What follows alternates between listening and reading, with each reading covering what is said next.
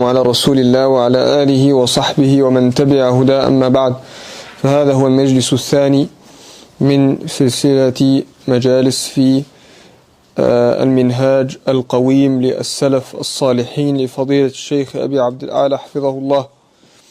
كان هذا في ظهر الخميس 5 من شهر رجب لعام 47 بعد 400 من الهجرة. دين الإسلام بني على أصلين: توحيد الله عز وجل، واتباع رسول الله صلى الله عليه وسلم. يجب على والد الطفل المسلم أن يبدأ بتعليم ولده معنى الشهادتين: شهادة أن لا إله إلا الله، وشهادة أن محمد رسول الله. شهادة أن لا إله إلا الله معناها أقر وأذعن أن لا معبود بحق إلا الله عز وجل. وشهادة أن محمد رسول الله معناها أقر وأذعن أن لا متبوع بحق إلا رسول الله صلى الله عليه وسلم. يجب على والد الطفل المسلم أن يربيه على طاعة الله عز وجل وطاعة رسول الله صلى الله عليه وسلم. وقال سبحانه: يا أيها الذين آمنوا أطيعوا الله وأطيعوا الرسول ولا تبطلوا أعمالكم. وقال عز وجل: من يطع الرسول فقد أطاع الله ومن تولى فما أرسلناك عليهم حفيظا. وعن أبي هريرة رضي الله عنه أن رسول الله صلى الله عليه وسلم قال: من أطاعني فقد أطاع الله ومن عصاني فقد عصى الله. وعن أبي هريرة أن رسول الله صلى الله عليه وسلم قال: كل أمتي يدخلون الجنة إلا من أبى. قالوا: يا رسول الله ومن يأبى؟ قال: من أطاعني دخل الجنة ومن عصاني فقد أبى. أخرجه البخاري. أبى يعني لم يطع الرسول صلى الله عليه وسلم. طاعة الله عز وجل وطاعة رسول الله صلى الله عليه وسلم سبب النجاح والسعادة في الدنيا، وسبب الفوز بالجنة والنجاة من عذاب النار في الآخرة. بسم الله والحمد لله والصلاة والسلام على رسول الله وعلى آله وأصحابه ومن اتبع هداه، أما بعد، فهذان هما الأصلان اللذان بني عليهما دين الإسلام. فلذلك معرفة هذين الأصلين هو أول واجب على المرء والعبد. فلو كان الطفل قد ولد من أبوين مسلمين فيجب على أبويه أن يعلماه هذين الأصلين نطقا ومعنى. لذلك على كل والد وأم أن يعلم ولدهما كيف ينطق الشهادتين، ثم أن يعرف المعنى وأن يتعلمه بالتدريج. وهذا يكون بالحث له على طاعة الله وأن يخوف من معصية الله. واعلم أن الطفل أو الولد الصغير عند النشأة هو ينشأ على ما عوده عليه أبواه. إذا قلت لولدك وقد لا يفهم في البداية: لا تحلف إلا بالله، إن بدأ يفهم الكلام يعني أو يستخدم الكلمات في الخامسة في السادسة في السابعة، ثم حتى قبل أن يبلغ السابعة، وكما قال النبي صلى الله عليه وسلم: علموا أولادكم الصلاة ل7 واضربوهم عليها 10. تأمره بالصلاة حتى وإن لم يلتزم. يعني تقول لولدك أو لابنتك إذا كنت تصلي أو إذا كانت أمه تصلي، طبعا أمه تصلي في البيت: تعالى صلي معي. قد يجلس يلعب ولكنه يترسخ عنده أن هناك صلوات، أن هذه الصلاة لله، حتى وإن لم يقم بالصلاة على الوجه المطلوب. لكن تجعله إذا صار يعني ممن يحسن الوقوف أو المشي، تجعل ولدك يقف بجانبك في البيت إن كنت تصلي نافلة يصلي بجانبك، يقف بجانبك حتى وإن لم يصلي وحده. كذلك الإيه؟ الأم تجعل ابنتها وولدها يصلي معها، وإن أخذ يلعب ما في مشكلة. وأن يتعود لسانه على نطق وعلى كلمة لا إله إلا الله. يتعود لسانه على كلمة لا إله إلا الله، أنت ترددها عنده وهو يرددها، وإن كان قد لا يحسن نطقها جيدا في البداية. فالشاهد يعني أن هذا الواجب عليه على من ولد في أبوين مسلمين.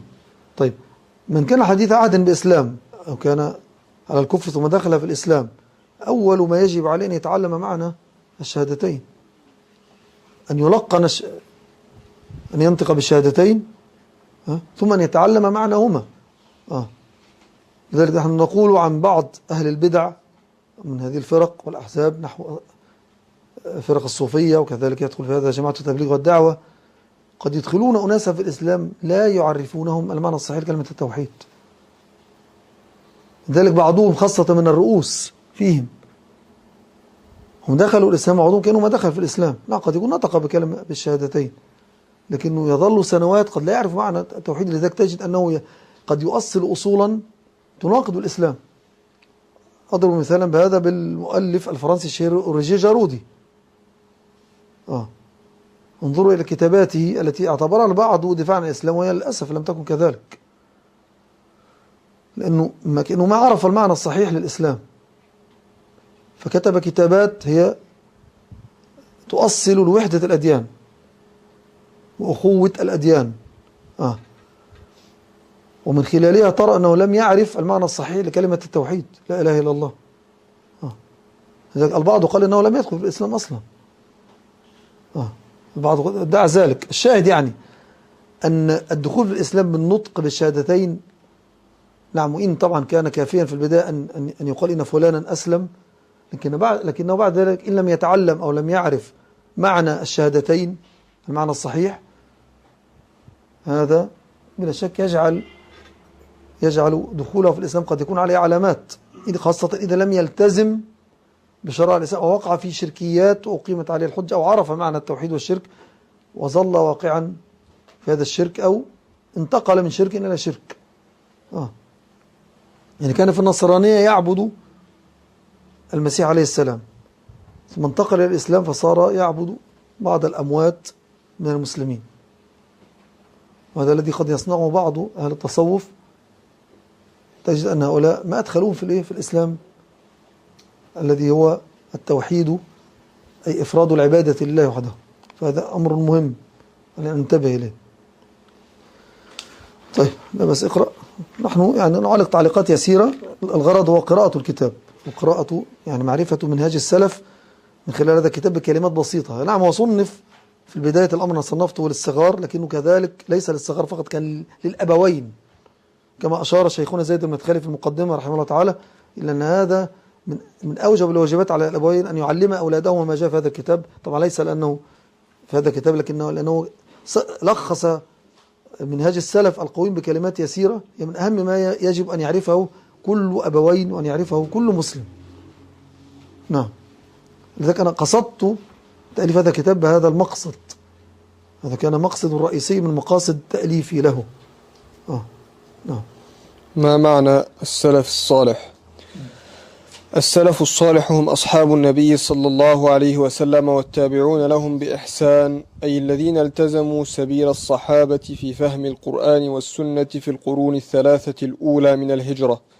خير الناس هم الصحابة والتابعون لهم بإحسان في القرون الثلاثة الأولى من الهجرة، ومن جاء بعدهم على منهجهم يقال له سلفي نسبة إلى السلف الصالح. الصحابي هو الذي لقي النبي صلى الله عليه وسلم مؤمنا به ومات على ذلك.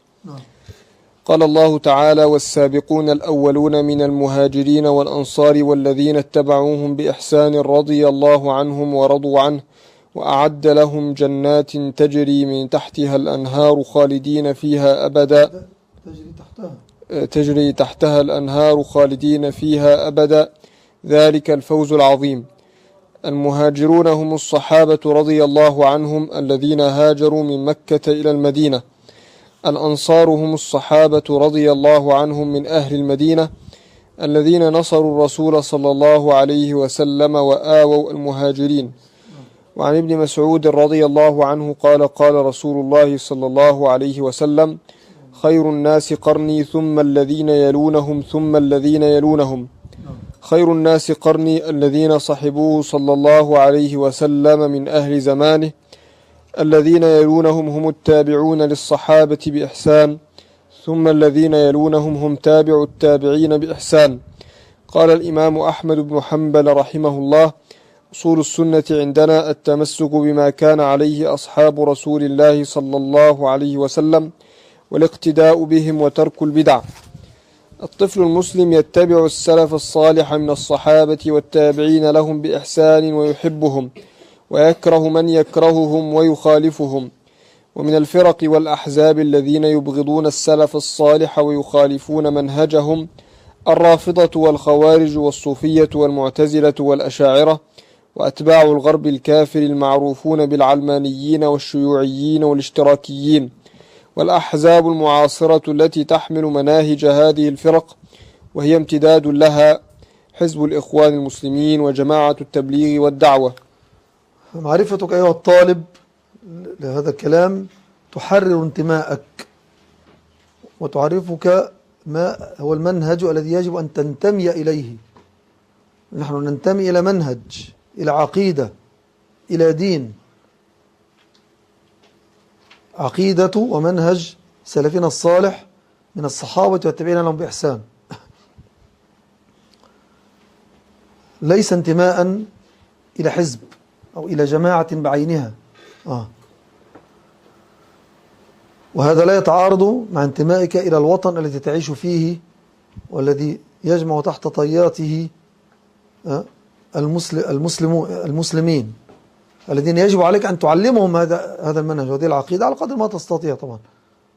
يعني نقصد مسألة الدعوة، أن تدعو هؤلاء خاصة إذا تفشى الجهل في قومك أو في وطنك، فهذه يجب عليك أن تدعوهم إليه، إلى أن يرجعوا لهذا الاعتقاد الصحيح والمنهج الصحيح. لذلك نحن نجد العامية بفطرته إذا ذكرت له السلف الصالح، ذكرت له السنة، هو يعظم هذا بالفطرة. إلا من شذ وتعصب، تمام. لكن نتكلم على الذين لم تنتكس فطرتهم، قد يكونوا جاهلا لا يعرف شيئا، لكنه يحترم ويعظم السلف الصالح، وهذه الكلمة لها وقع عظيم على النفوس عندهم. لذلك استغلها الحزبيون ليش؟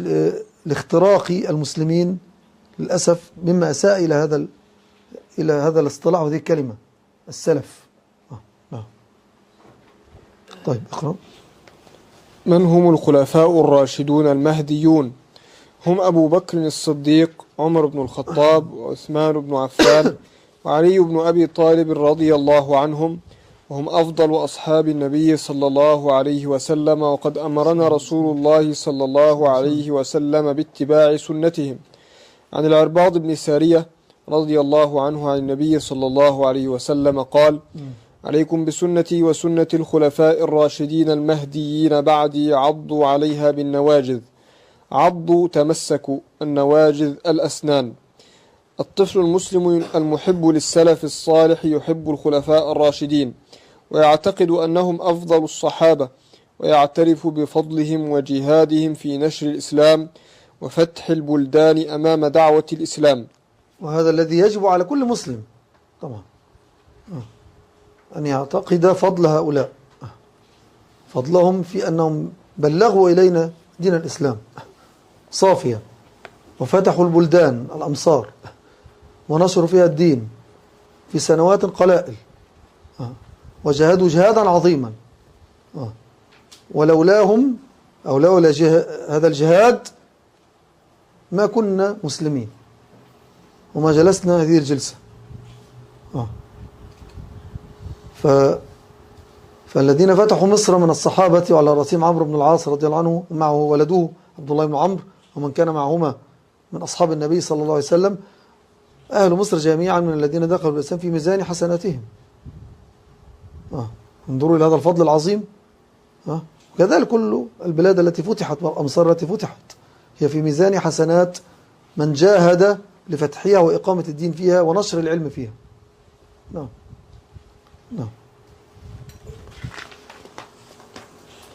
طيب اقرأ. أهل الحديث والأثر هم أهل الفرقة الناجية والطائفة المنصورة. عن ثوبان رضي الله عنه قال رسول الله صلى الله عليه وسلم: لا تزال طائفة من أمتي ظاهرين على الحق لا يضرهم من خذلهم حتى يأتي أمر الله وهم كذلك. أخرجه مسلم. الطائفة تطلق على الواحد والاثنين فما فوق. ظاهرين الظهور يعني وضوح الحق الذي يدعون إليه. خذلهم الخذل ضد النصرة، أي لا يضرهم من لم ينصرهم. قال ابن المديني وأحمد بن حنبل رحمهما الله: هم أصحاب الحديث. يعني انظروا تأملوا هذا الحديث: لا يضرهم من خذلهم. يعني أهل الحق هناك من ينصرهم وهناك من يخذلهم. وهناك في رواية: ولا من خالفهم. فهناك مخذل ومخالف. هناك مخذل ومخالف. وهذا الذي يعيش أهل الحق إلى أن تقوم الساعة. هم ما بين مخذل قد يكون يتكلم بلسانهم ولكنه يخذلهم عن نصرة الحق. ولا ينصرهم. كيف ينصرهم ويخذلهم؟ وهناك مخالف محارب. يحاربهم بقى على هذا الحق. فلذلك يا عبد الله إن تمسكت بالحق وكنت من أهله فلا يضرك مخذل ولا مخالف، وامضي في طريقك، لأنك تسير إلى الله، تنظر إلى الله، لا تنظر إلى فلان أو علان. تقول كلمة الحق وتمضي طبعا بالحكمة طبعا أو بالضوابط الشرعية. لا نقول كلمة الحق يعني كما يقال كما يفعل هؤلاء الخوارج، يكفرون ويفجرون ويقتلون ويقولون نحن نريد نصرة الحق. لا طبعا، نصرة الحق بالطريقة الشرعية. تقول كلمة الحق وتمضي في طريقك، تنظر إلى الله، ولا يستهوينك أو لا يوقفنك تخذيل مخذل ولا حرب مخالف. نعم، الثبات من الله، وتطلب من ربك الثبات على هذا. أكمل. وعن أبي هريرة رضي الله عنه أنه قال: سئل رسول الله صلى الله عليه وسلم: أي الناس خير؟ قال: أنا والذين معي ثم الذين على الأثر ثم الذين على الأثر ثم كأنه رفض من بقي. رفض منهج من بقي. أخرجه أحمد بسند حسن. نعم. الذين على الأثر الذين يتبعون منهج النبي صلى الله عليه وسلم وأصحابه رضي الله عنهم. رفض من بقي لم يقبل الرسول صلى الله عليه وسلم من خالف منهجه ومنهج أصحابه رضي الله عنه من الفرق والأحزاب. لذلك يتبرأ منهم يوم القيامة صلى الله عليه وسلم إذا أتوا إلى الحوض، لما يخبر إنك لا تدري ما أحدث بعدك، فيقول: سحقا سحقا لمن غير وبدل بعدي. صلى الله عليه وسلم. نعم. الطفل المسلم المتبع للسلف الصالح يحب أهل الحديث والأثر، وهم الفرقة الناجية والطائفة المنصورة، وهي طائفة واحدة لا ثانية لها، ويكره الفرق والأحزاب. هكذا يجب أن ينشأ الطفل المسلم، وأن ينشأ طالب العلم، وأن ينشأ المسلمون على الانتماء إلى هذا المنهج القوي، منهج السلف الصالحين، بغير تحزب ولا تعصب، وأن يبغض إليهم التفرق والتحزب والتعصب للأحزاب. هذه دعوتنا وهذا منهجنا الذي نسير عليه، نسأل أن يثبتنا عليه إلى الممات. وصلى الله على محمد وعلى آله وأصحابه وسلم.